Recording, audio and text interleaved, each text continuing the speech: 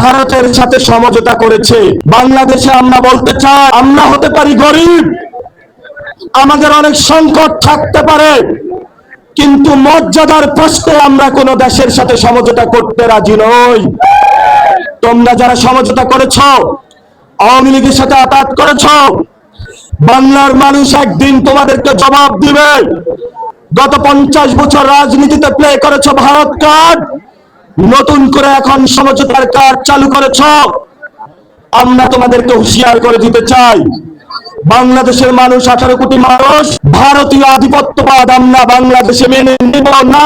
তুলে শপথ করুন, ভারতের বিরুদ্ধে বাংলাদেশের আমাদের লড়াই সংগ্রাম ঐক্যবদ্ধভাবে চলবে।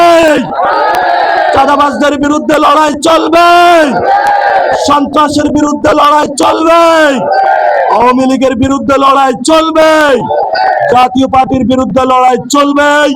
সেই বিপ্লবে দেখা হবে। সবাই ভালো থাকবে।